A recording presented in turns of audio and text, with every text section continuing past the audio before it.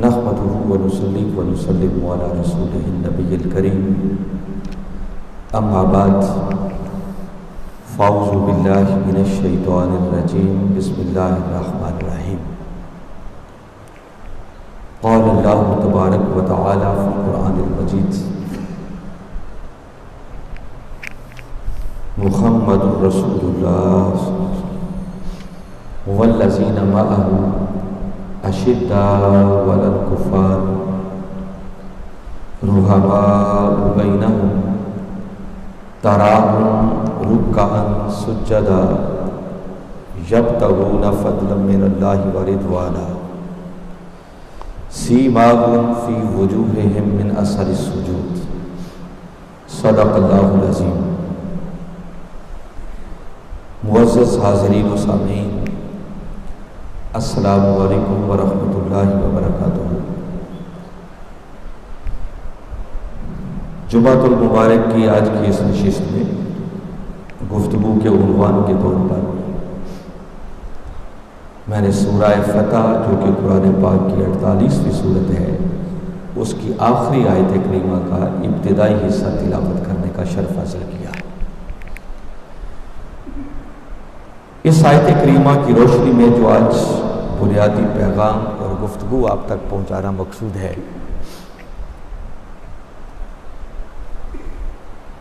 کہ دیکھیے اس کائنات کی میجر تقسیم ایک ہے، اور وہ یہ کہ ایک اللہ کی ذات ہے جسے معبود کہتے ہیں، اور اس کے بعد کائنات میں جو کچھ بھی ہے اس کی حیثیت اللہ کی بارگاہ میں سوائے عبد اور بندہ ہونے کی اور کچھ نہیں ہے۔ یعنی ایک معبود ہے اور باقی سارے کے سارے اس کے بندے ہیں، عباد ہیں۔ اور جب ہم بندوں کی بات کرتے ہیں تو اس سے مراد صرف انسان نہیں ہے، بلکہ عباد کا دائرہ اتنا وسیع ہے کہ اس میں انسان بھی ہیں، حیوان بھی ہیں، چرند بھی ہیں، پرند بھی ہیں، شجر بھی ہیں، حجر بھی ہیں، ملائکہ بھی ہیں، رسل بھی ہیں۔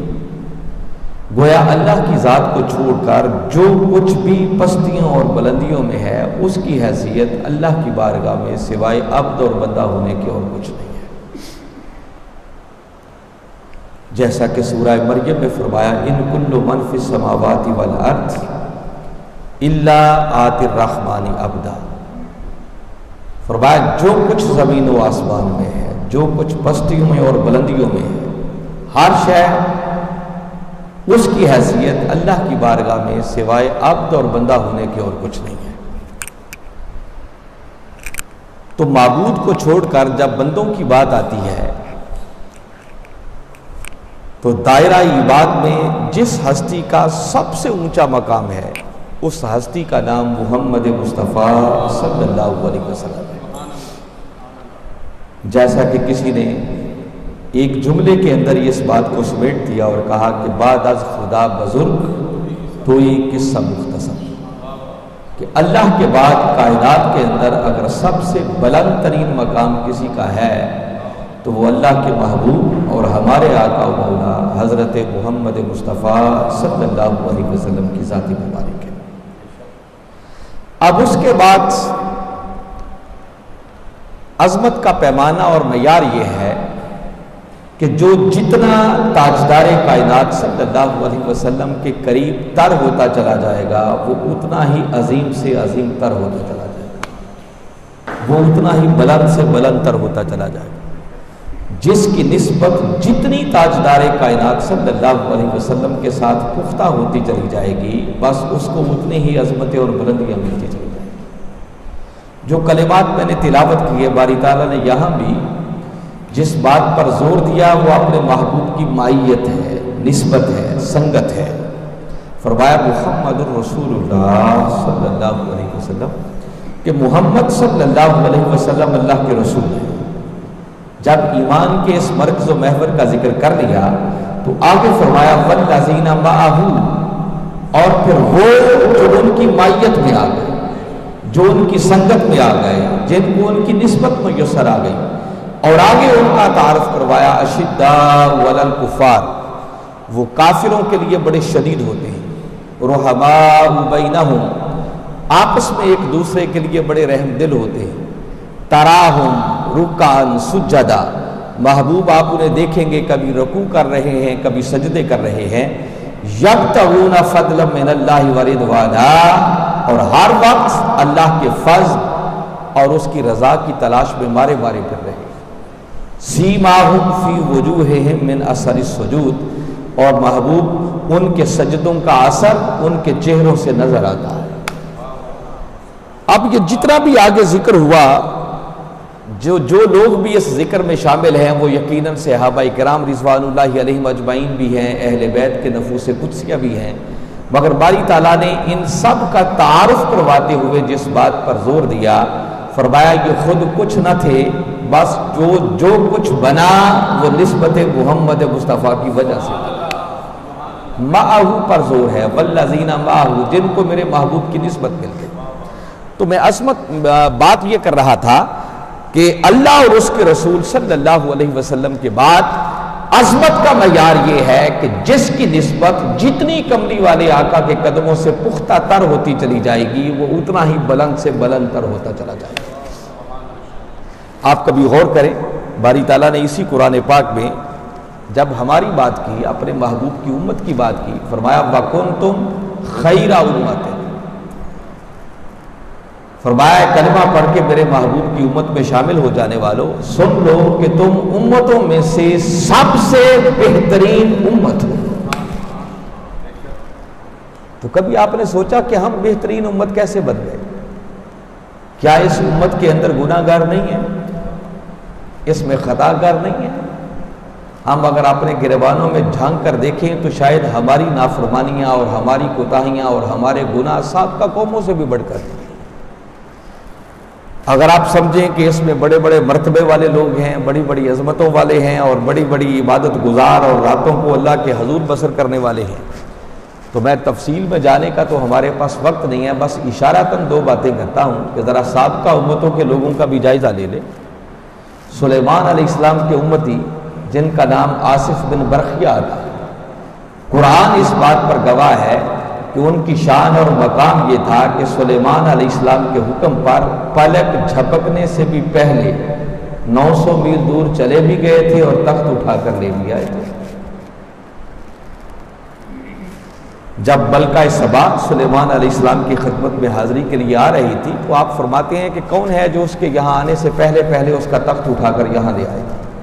پہلے ایک جن کھڑا ہوا کہنے لگا قال عفریت من الجن انا آتیک بہ قبل ان تقوم من مقامک، کہ اللہ کے رسول اگر اجازت ہو تو آپ کے یہ نشست برخاست ہونے سے پہلے وہ 900 میل دور پڑا ہوا تخت اٹھا کے لا سکتا. آپ نے فرمایا نہیں، اتنی تاخیر سے نہیں، جلدی چاہیے. پھر آپ کا وہ امتی کھڑا ہوا جس کا قرآن نے صرف اتنا تعارف کروایا، وقال الذی عنده علم من الکتاب، ایک وہ شخص کھڑا ہوا جس کے پاس سلیمان علیہ السلام پر اترنے والے صحیفے کے علم میں سے تھوڑا سا علم تھا. وہ کھڑا ہوا اور عرض کرنے لگا انا آتیک بہ قبل ان یرتد الیک طرفک، کہ اللہ کے نبی اگر اجازت ہو تو آپ کی پلک جھپکنے سے بھی پہلے وہ 900 میل دور پڑا ہوا تخت اٹھا کے لا سکتا. اور خالی اس نے دعویٰ نہیں کیا، بس ادھر بات کی، تخت موجود تھا.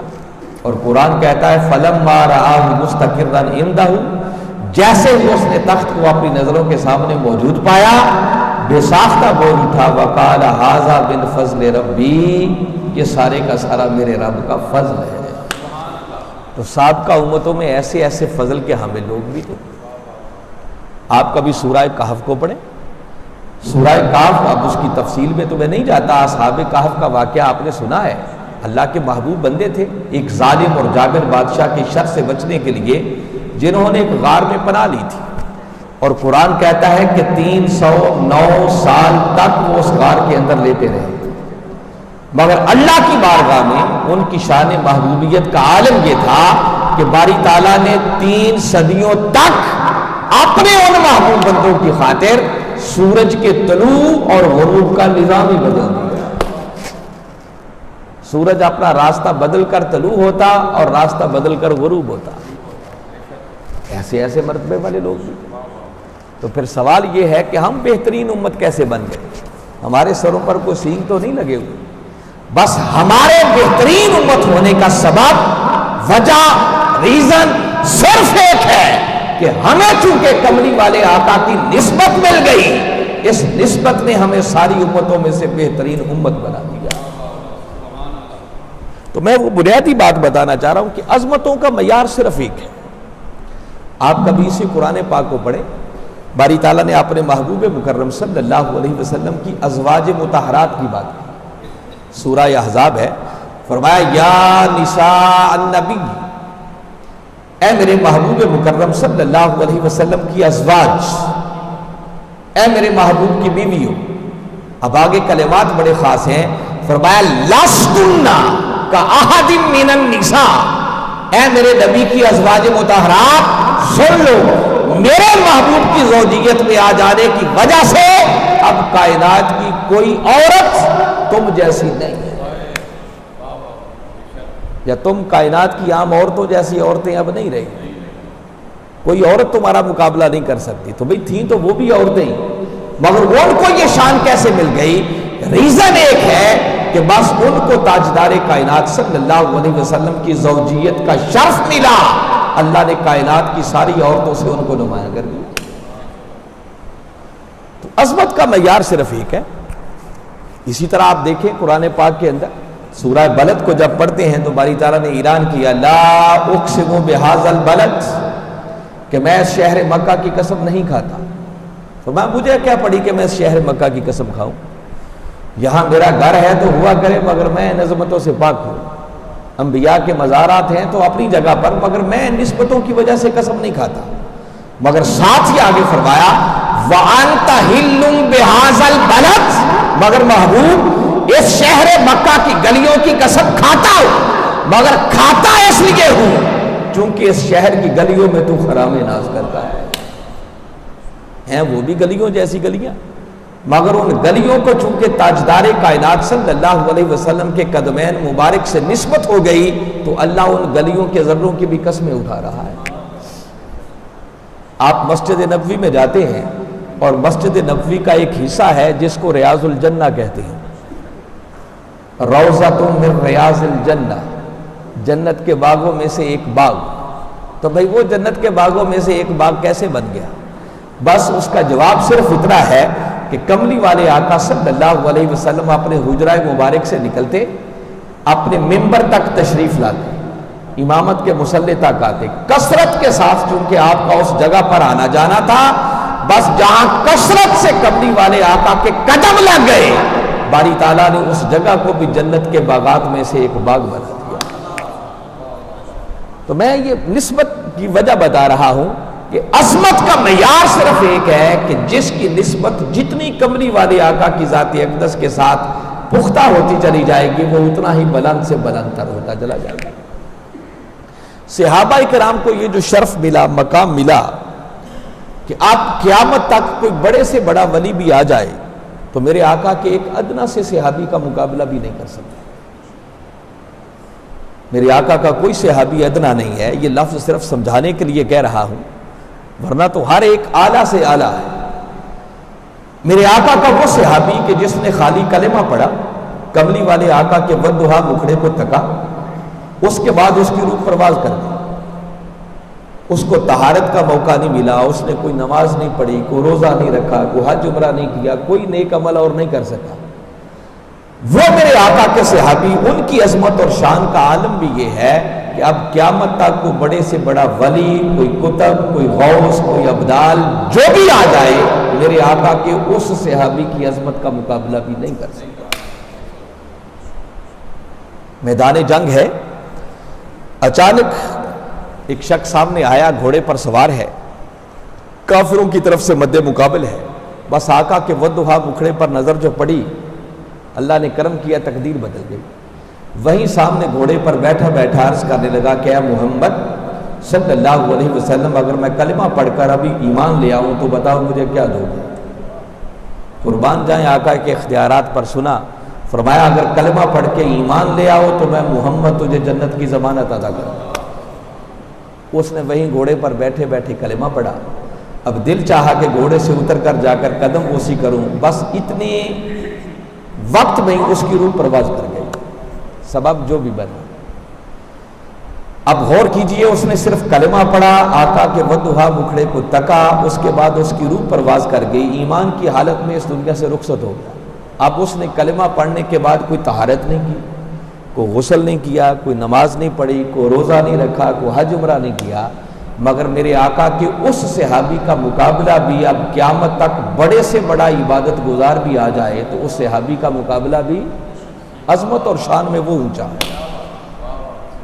تو میں بنیادی بات جو ابھی تک عرض کر رہا ہوں، سب سے اونچا مرتبہ کائنات میں یقیناً اللہ کا ہے، وہ ہمارے معبود ہے۔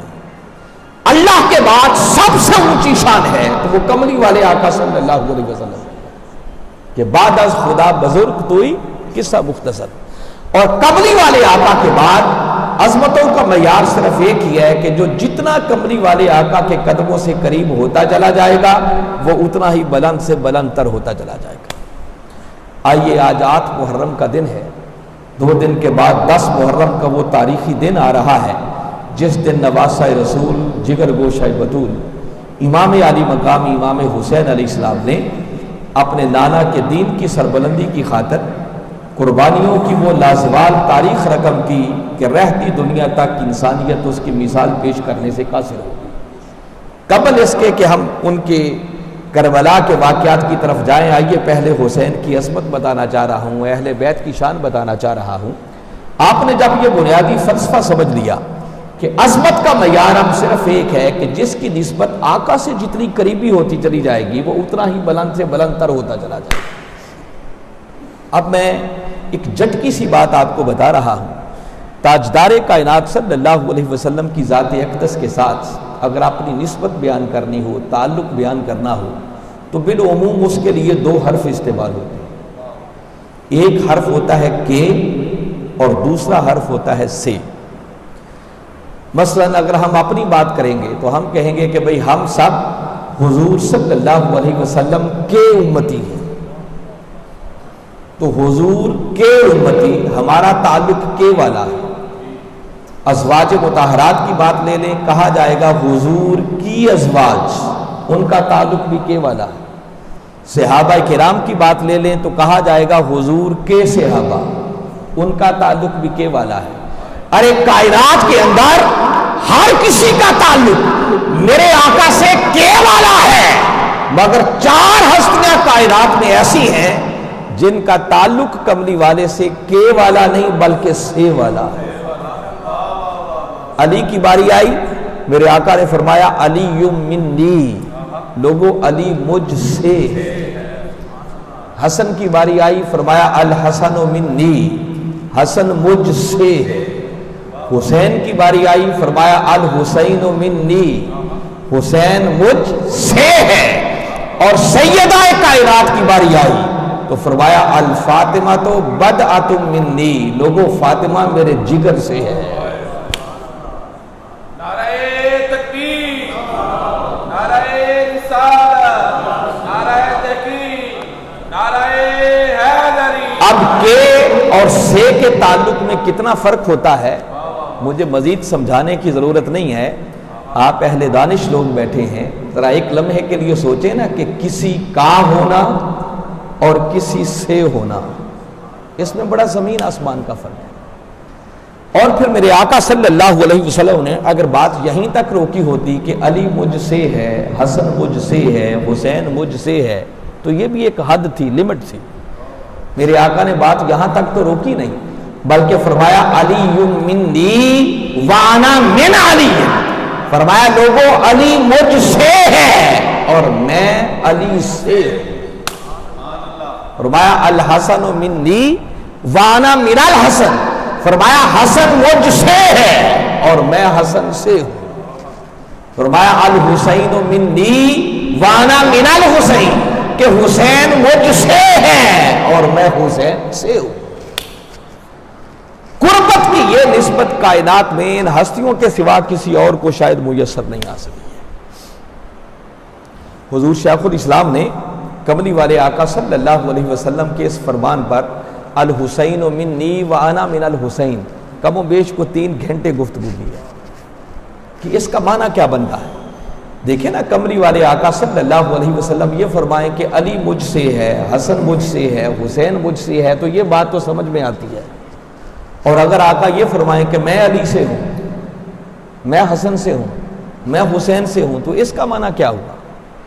اس کی مختلف مرادیں، مختلف معانی، مختلف مفاہیم وہ آپ نے بیان کیا اس خطاب کے اندر، جن میں سے صرف ایک نواسہ رسول کی نسبت جو آپ نے بات کی وہ بتانا چاہ رہا ہوں کہ یہ جو کملی والے آقا نے فرمایا کہ حسین مجھ سے ہے اور میں حسین سے ہوں، تو حضور شیخ الاسلام فرماتے ہیں کہ بھئی اس کے کئی معنی میں سے ایک معنی یہ ہے کہ آقا یہ امت کو سمجھانا چاہ رہے ہیں کہ لوگوں، حسین ولادت کے دن سے لے کر کربلا تک مجھ سے ہے، اور اب کربلا سے قیامت تک میں حسین سے ہوں۔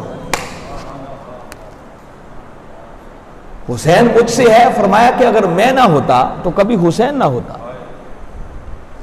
اور یعنی حسین مجھ سے ہے کہ نانا ہوگا تو نواسا ہوگا نا، تو فرمایا میں ہوں گا تو حسین بھی ہوگا، اور آگے یہ جو فرمایا کہ میں حسین سے ہوں، فرمایا اگر کربلا میں حسین نہ ہوتا تو آج اسلام نہ ہوتا، اور اگر اسلام نہ ہوتا تو محمد مصطفیٰ کا نام نہ ہوتا۔ اس لیے فرمایا کہ حسین ولادت کے دن سے لے کر کربلا تک مجھ سے ہے، اور اب کربلا سے قیامت تک میں حسین سے ہوں۔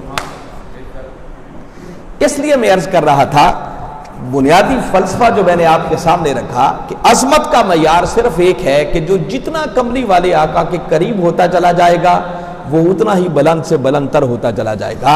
اور میں نے ایک ہی رشتہ آپ کو بتایا ہے، اسی کو سامنے رکھیں تو جو نسبت، جو قربت ان چار ہستیوں کے حصے میں آئی وہ کائنات میں کسی اور کو میسر نہیں ہو سکتی۔ تو ساری کائنات اگر جمع بھی ہو جائے تو ان چار ہستیوں کی عظمت کا مقابلہ نہیں کر سکتی۔ اللہ نے جو شان، جو مقام، جو مرتبہ ان ہستیوں کو عطا کیا ہے وہ کسی اور کا مقدر نہیں ہو سکا۔ یہی وجہ ہے کہ کملی والے آقا صلی اللہ علیہ وسلم نے جب علی کی باری آئی تو ان کو مولا کائنات بنا دیا۔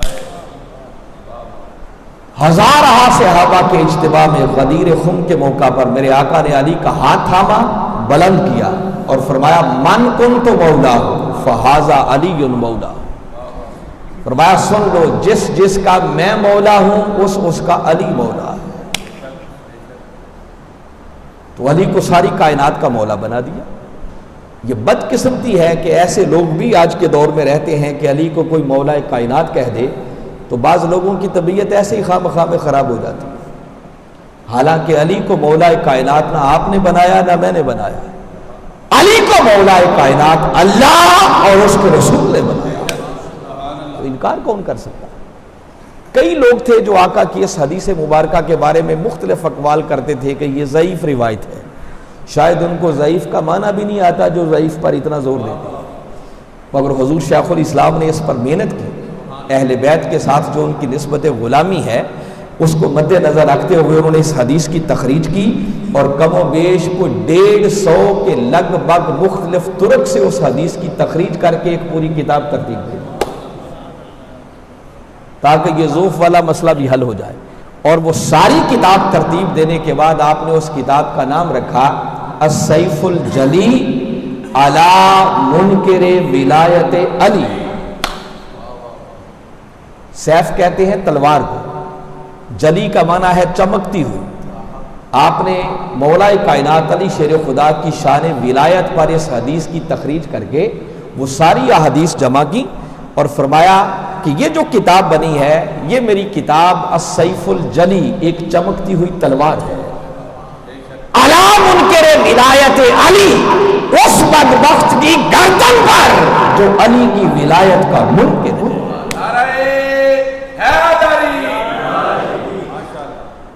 تو میں عرض یہ کر رہا تھا حاضرین مکرم کہ علی کو مولا کائنات بنا دیا گیا، اور پھر دونوں شہزادوں حسنین کریمین علیہ السلام کی باری آئی تو میرے آقا نے فرمایا الحسن والحسین سیدہ شباب اہل الجنہ، فرمایا حسن اور حسین علیہ السلام جنت کے جوانوں کے سردار ہیں۔ ساری سرداریاں لگتا ہے اللہ اور اس کے رسول نے اسی گھرانے کو عطا کر دی۔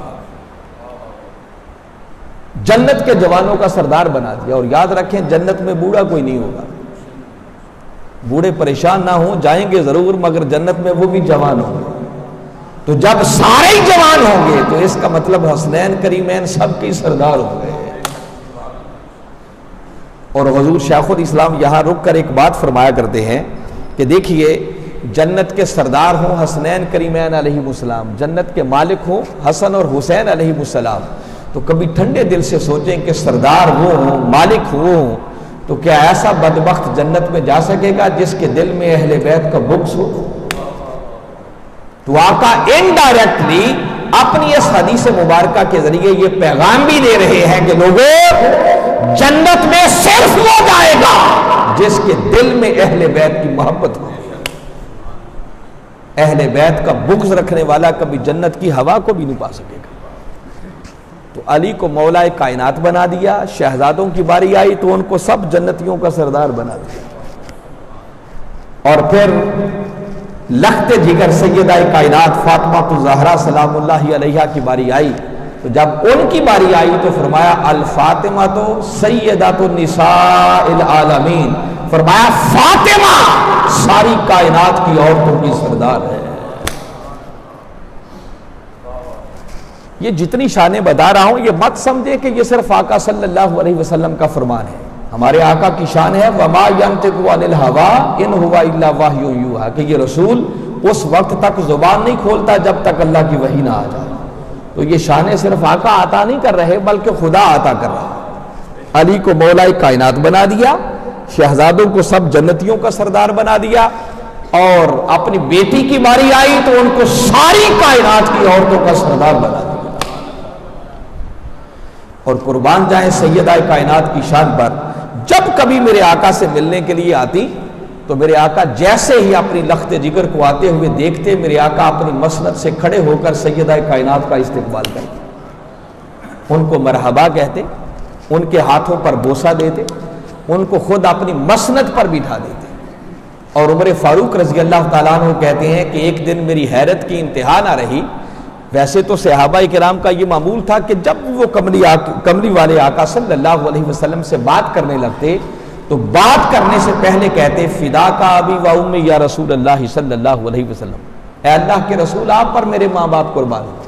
مگر عمر فاروق کہتے ہیں کہ اس دن میری حیرت کی انتہا نہ رہی کہ میں نے اپنے کانوں سے سنا کہ تاجدار کائنات صلی اللہ علیہ وسلم جب سیدہ کائنات سے بات کرنے لگے تو آپ بات کرنے سے پہلے فرما رہے تھے فدا کے ابی و امی یا فاطمہ، اے فاطمہ تجھ پر میرے ماں باپ قربان، اے فاطمہ تجھ پر عبداللہ و آمنہ قربان. ذرا چشم تصور میں لائیں نا کہ اس سیدہ کائنات کی عظمت اور شان کا عالم کیا ہوگا. ہمارے پاس دامن وقت میں مزید گنجائش نہیں ہے. میں جس بات پر ختم کرنا چاہ رہا ہوں، سیدہ کائنات سلام اللہ علیہا، ان کو خراج تحسین کیسے پیش کیا. حکیم الامت علامہ اقبال کی صرف ایک بات آپ کو بتاتا ہوں. ویسے تو ان کی شاعری اس بات سے بھری پڑی ہے کہ اہل بیت سے ان کی محبت اور عشق کا عالم کیا ہے، مگر آپ آج سیدہ کائنات پر ہم بات ختم کریں گے اور پھر ذرا اندازہ کیجیے گا کہ ہمارے اکابرین کا تعلق اور نسبت اہل بیت کے ساتھ کیسی ہوتی تھی. حد کر دیا اقبال نے یہ بات کہنے والی. اقبال کہتا ہے رشتہ آئین حق زنجیر پاست،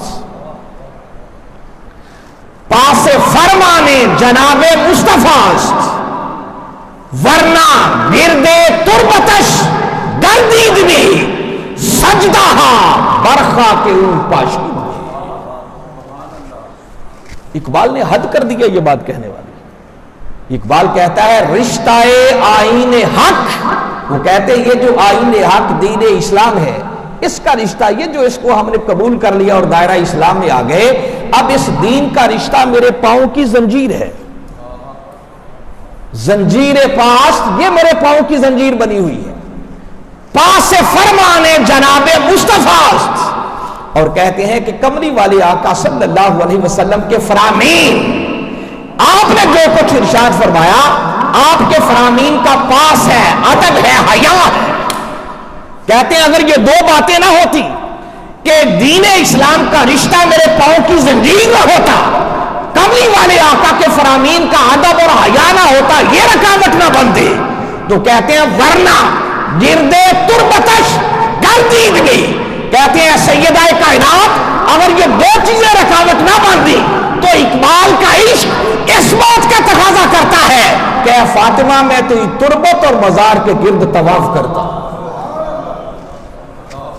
اقبال کا عشق دیکھیے، ان کی نسبت غلامی دیکھیے، ورنہ گردے تربتش گردیدگی، اے سیدہ کائنات اگر یہ دو چیزیں میرے پاؤں کی زنجیر نہ ہوتی، رکاوٹ نہ ہوتی، تو میرا عشق یہ کہتا ہے کہ تیری تربت اور مزار کے گرد طواف کرتا اور سجدہ برخا کے پاشید بھی، اور خالی طواف ہی نہ کرتا بلکہ تیری تربت کی خاک کے ذروں کو اقبال سجدے کرتا۔